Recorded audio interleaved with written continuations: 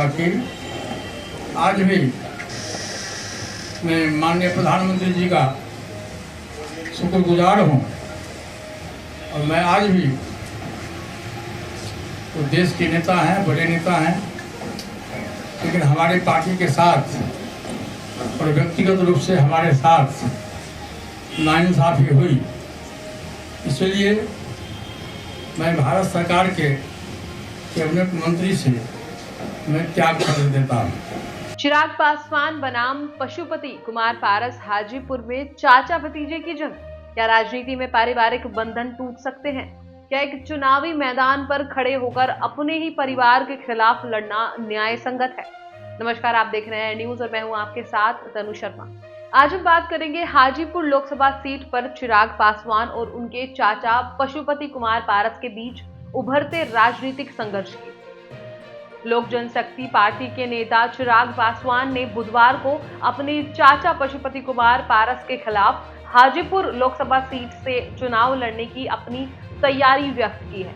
हालांकि उन्होंने अपने अलग हो चुके चाचा पर सीधे हमला करने से परहेज किया, यह कहते हुए कि प्रधानमंत्री नरेंद्र मोदी के साथ खड़े होने का निर्णय पारस को स्वयं करना है। जब पारस के भाजपा के साथ चिराग पासवान के गुट के समर्थन में आने के बाद केंद्रीय मंत्रिमंडल से इस्तीफे देने के बारे में पूछा गया तो पासवान ने कहा कि वे वहां से चुनाव लड़ने के लिए स्वागत है।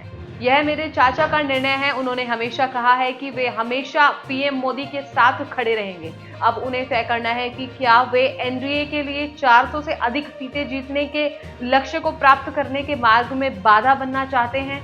उन्होंने पत्रकारों से कहा। पासवान ने हाजीपुर में संभावित चाचा बनाम भतीजा युद्ध को स्वीकार किया, याद करते हुए कि यह निर्वाचन क्षेत्र उनके दिवंगत पिता रामविलास पासवान की राजनीतिक भूमि के रूप में महत्वपूर्ण है। राष्ट्रीय लोक जनशक्ति पार्टी को बिहार में लोकसभा चुनावों के लिए एनडीए सीट शेयरिंग सौदे से बाहर करने के एक दिन बाद केंद्रीय मंत्री पशुपति कुमार पारस ने मंगलवार को कैबिनेट से इस्तीफा दे दिया। भाजपा पर अपनी पार्टी के साथ अन्याय करने का आरोप लगाया है। हमारे साथ और हमारी पार्टी के साथ अन्याय किया गया है। हमारी पार्टी के 5 सदस्य थे और हम सभी ने ईमानदारी, निष्ठा और समर्पण के साथ काम किया है, इसलिए मैं केंद्रीय मंत्रिमंडल से इस्तीफा देता हूं।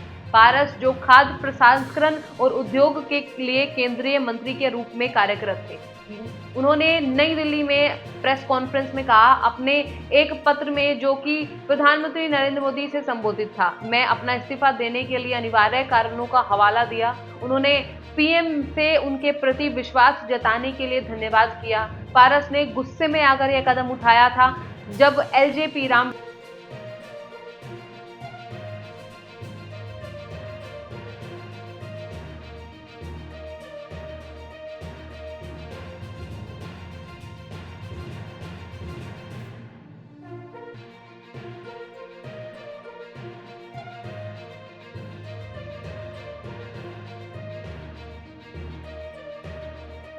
एनडीए सीट शेयरिंग सौदे के अनुसार, जो सोमवार को घोषित किया गया था, भाजपा को 17, जेडीयू और 16, चिराग की पार्टी को 5, उपेंद्र कुशवाहा की राष्ट्रीय लोक मोर्चा को और पूर्व सीएम जीतन राम मांझी की हिंदुस्तानी आवाम मोर्चा सेक्युलर को 1 सीटें मिलेगी।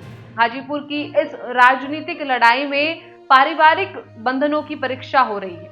चिराग पासवान और पशुपति कुमार पारस के बीच की यह जंग न केवल 2 व्यक्तियों के बीच है, बल्कि यह राजनीतिक विचारधाराओं और नैतिकताओं के बीच भी है। यह चुनाव न सिर्फ एक सीट के लिए है, बल्कि यह भारतीय राजनीति में पारिवारिक मूल्यों और व्यक्तिगत आदर्शों की दिशा को भी तय करेगा।